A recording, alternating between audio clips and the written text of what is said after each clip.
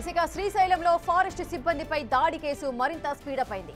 MLA Budda Rajasekhar రెడ్డిపై పోలీసులు FIR నమోదు చేశారు. A1 గా జనసేన ఇన్ఛార్జ్ అశోక్ కుమార్, A2 గా ఎమ్మెల్యే రాజశేఖర్ రెడ్డిపై కేసు ఫైల్ చేశారు. దాడి చేసింది రాజశేఖర్ రెడ్డి అయితే ఎఫ్ఐఆర్ లో ఆయన్ను A2 గా ఎందుకు చేర్చారని అటవీశాఖ సిబ్బంది ప్రశ్నిస్తున్నారు. ఎమ్మెల్యేపై SC/ST అట్రాసిటీ కేసు నమోదు చేయాలని డిమాండ్ చేస్తున్నారు.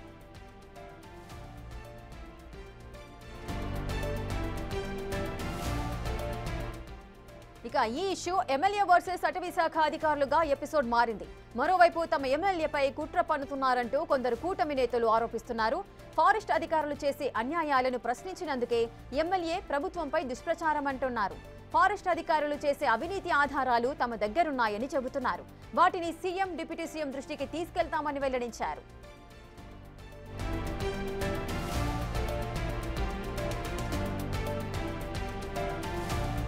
ఇసుక పూర్తి డీటెయిల్స్ మా ప్రతినిధి శ్రీరామ్ అందిస్తారు. శ్రీరామ్, ఈ విషయానికి సంబంధించి అటు ఎమ్మెల్యే బుడ్డా రాజశేఖర్ రెడ్డిపై ఎఫ్ఐఆర్ నమోదైంది. కానీ ఎమ్మెల్యే బుడ్డా రాజశేఖర్ రెడ్డిపై A2 గా ఎందుకు నమోదు చేశారు అంటూ కూడా ఫైర్ అవుతున్నారు. అసలు ఏం జరిగింది ఈ ఇష్యూలో, పూర్తి వివరాలేంటి?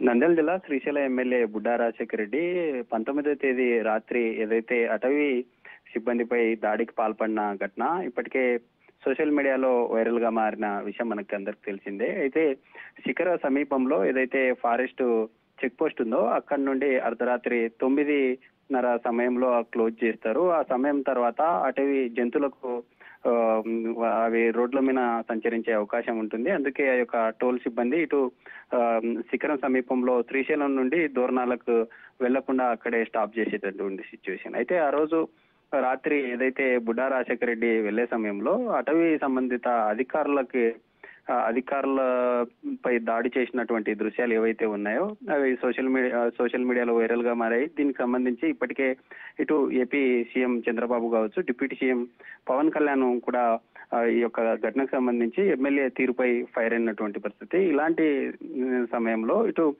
ప్రకాశం జిల్లా అటవీ సిబ్బంది ఉన్న ఆ సంఘాల నేతలు ఎవరైతే ఉన్నారో వారంతా కూడా వారి డిమాండ్ అంతా ఒకటే, SC/ST అట్రాసిటీ కింద కేసు నమోదు చేయాలి. అందులో ప్రధానంగా SC/ST అభ్యర్థులను దూషించారంటూ కూడా చెప్పుకొచ్చిన పరిస్థితి. ఆ రోజు అర్ధరాత్రి ఎమ్మెల్యేతో పాటు ఎమ్మెల్యే అనుచరులు కూడా దాడికి పాల్పడ్డారు.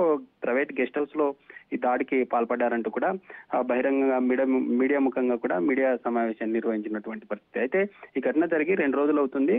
నిన్న ఆ యొక్క శ్రీశైల పోలీసులు ఎఫ్ఐఆర్ నమోదు చేయడం జరిగింది. ఈ ఘటనలో ప్రధానంగా శ్రీశైలం ఎమ్మెల్యే బుడ్డా రాజశేఖర్ రెడ్డి ఆ దాడికి పాల్పడినటువంటి విజువల్ క్లియర్ గా కనిపిస్తా ఉంది.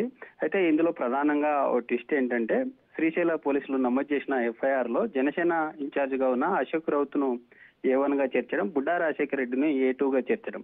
అయితే అక్కడ జరిగిన ఘటనలో ప్రధానంగా ఏవైతే ఈ సెక్షన్స్ ఉన్నాయో ఆ సెక్షన్ లో పోలీసులు నమోదు చేసిన అటవీ సిబ్బంది విధులకు ఆటంకం కలిగించారు, వారికి భయభ్రాంతులకు గురి చేశారు అనే సెక్షన్లు చాలా నామమాత్రంగా పొందుపరిచారు.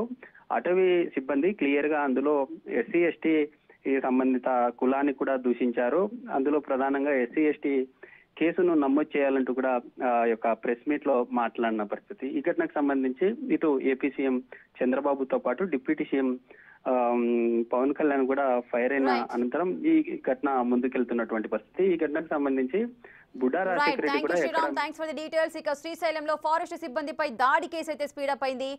దీంట్లో 2 వర్షన్స్ అయితే వినిపిస్తున్నాయి. ఎమ్మెల్యే బుడ్డా రాజశేఖర్ రెడ్డిపై అయితే ఎఫ్ఐఆర్ నమోదు చేశారు. కానీ ఆయనను A2 గా నమోదు చేయడంపై ఫారెస్ట్ అధికారులు అయితే ఫైర్ అవుతున్న సందర్భాలు నెలకొన్నాయి.